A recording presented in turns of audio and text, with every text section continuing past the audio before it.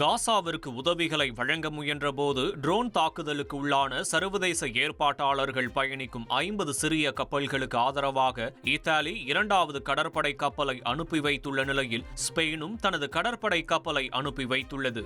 மனிதாபிமான உதவிகளையும் நூற்றுக்கணக்கான மனித உரிமை பார்வையாளர்களையும் ஏற்றி செல்லும் 50 கப்பல்கள் இஸ்ரேல் தாக்குதலுக்கு ஆளான நிலையில் தற்போது அவற்றிற்கு அரணாக இத்தாலி மற்றும் ஸ்பெயின் கப்பல்கள் களமிறங்கியிருப்பது பரபரப்பாக பார்க்கப்படுகிறது. இஸ்ரேலின் செங்கடல் ரிசார்ட் நகரமான இலாட்டில் உள்ள ஒரு உணவகம் மீது ஹவுத்தி கிளர்ச்சியாளர்கள் நடத்திய தாக்குதலில் 20 பேர் காயமடைந்த நிலையில் இதற்கு பதிலடி கொடுக்கும் விதமாக ஏமனின் தலைநகரான சனாவில் இஸ்ரேல் வான்வழி தாக்குதல் நடத்தியுள்ளது. இதனால் அந்த பகுதி முழுவதும் புகை மண்டலமாக காட்சியளித்தது.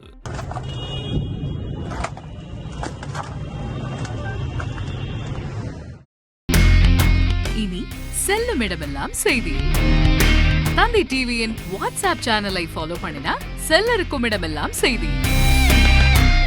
இதோ QR கோட் இப்பவே ஸ்கேன் பண்ணுங்க, ஃபாலோ பண்ணுங்க.